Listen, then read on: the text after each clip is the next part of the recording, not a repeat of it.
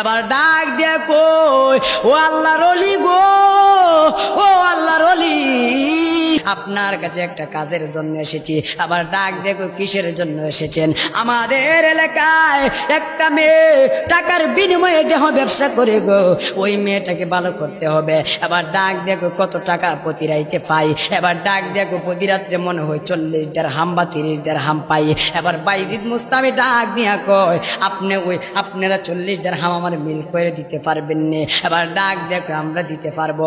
ওই কথা বলার পরে এবার বাইজিদ মুস্তামি রহমাতুল্লাহ আলাইহিকে 40 দিরহাম যখন মিল কইরা দিছে গো, মিল কইরা দেওয়ার পরে আল্লাহর জাতের কসম রে বাবা, যে এই মাত্র 40 দিরহাম মিল কইরা দিছে।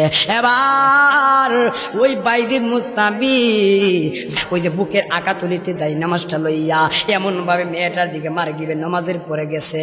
মেয়েটার বাড়ির দিকে যাওয়ার পরে ওই যে আরেকটা দল মেয়েকে একটা রাত্র পাড়া আনার জন্য, সুখ পাওয়ার জন্য আরেকটা দল মেয়ের বাড়িতে যাইতেছে। আপনারা জবান কইলা বলুন, দুইটা দলের মধ্যে একটা দল কি আর দুইটা দলের মধ্যে দুইটা দল কি এক জাত না অন্যরকম? এক জাত না অন্যরকম রে বাবা। ওই দুইটা দলের মধ্যে এক জাত নয়, অন্যরকম। বাইজিদ মুস্তামি রহমাতুল্লাহ আলাইহি যাইতেছে ওই মেয়েটাকে ভালো করার জন্য, আর ওইখানে ওর আরেক দল যাইতেছে মেয়েটাকে সুখ পাওয়ার জন্য। এবার বাইজিদ মুস্তামি রহমাতুল্লাহ আলাইহি যখন গেলেন, ওই ছেলেগুলা দেখতেছে উনি দিয়ে আল্লাহর ওলি। ওই বাইজিদ মুস্তামি রহমাতুল্লাহ আলাইহি উনি দিয়ে আল্লাহর ওলি, উনি দিয়ে আল্লাহ শান মান গাই, উনিও দিয়ে আবার আমাদের লাইনে চলে আসছে, উনিও দিদি মহিলার বাড়িতে যাইতেছে। কারণটা কি? মনে হয় আমাদের লাইনে আইছে। নাউজুবিল্লাহ কোন। ওই বাইজিদ মুস্তামি রহমাতুল্লাহ আলাইহি ওই যখন একটা দৌড় মারছে মেয়েটার বাড়িতে যাইয়া একটা এমন ভাবে টোকা দিলেন। এবার ওই লোকটা ডাক দেখে আমরা আড়ালে আড়ালে দেখবো কই যাই। এবার যাওয়ার পরে এমন ভাবে যখন টোকা দিলেন, এমন ভাবে টোকা দেওয়ার পরে মেয়েটা যখন দরজাটা খুললেন, মহিলাটা দরজাটা খোলার পরে এবার মহিলাটা যেই মাত্র দরজা খুললেন, এবার দরজা খুলে টাসকি লাগিয়া গেছে। আরে বাবা বাইজিদ মুস্তামি আল্লাহর ওলি আমার বাড়িতে কেন? আল্লাহর ওলি কই মহিলা গাও, ও আম্মা গাও, তোমারে আমি একটা রাত্রের জন্য ভাড়া নিতাম চাই, আমি যা করি তুমি তা করতে হবে। মেয়েটা প্রথম না করছে, আমি করতে পারবো না। দ্বিতীয়বার কই না, আমি যা করি তুমি তা করতে হবে। ডাক দিয়া কই আমি পারবো না। এবার কই না তোমার পারতে হবে। এবার 40 দিরহাম হাতের মধ্যে দিলেন। এবার মহিলাটা কই তুমি আমার কাছে আমার সাথে চলে আসো। যে এই মাত্র চলে আসলেন, বাইজিদ মুস্তামি রহমাতুল্লাহ আলাইহি মেয়েটাকে ঘরের ভিতরে ঢুকাইলো। রাত্র 1টা বেজে গেল। মহিলাটা সাজগুজ কইরা ওই মহিলাটা ওই বাইজিদ মুস্তামি রহমাতুল্লাহ আলাইহির কাছে যখন আসলো, আয়েশা যখন বিছানার মধ্যে বসলো, বসার পরে বাবা এবার মেয়েটা মনে মনে ভাবতেছে, আমারে কইলো বাইজিদ মুস্তামি রহমাতুল্লাহ আলাইহি বাড়া আনছে আমার জন্য, আমার সাথে সুখ মিটাবে, উনি দিয়ে আমার চেহারার দিকে চায় না। এবার বাইজিদ মুস্তামি ডাক দেয়া কই, ও দুর্ভাগ্য মহিলা গো, ও মহিলা, আমি তোমার এখন কিসের জন্য এনেছি তুমি জানতে পারো না।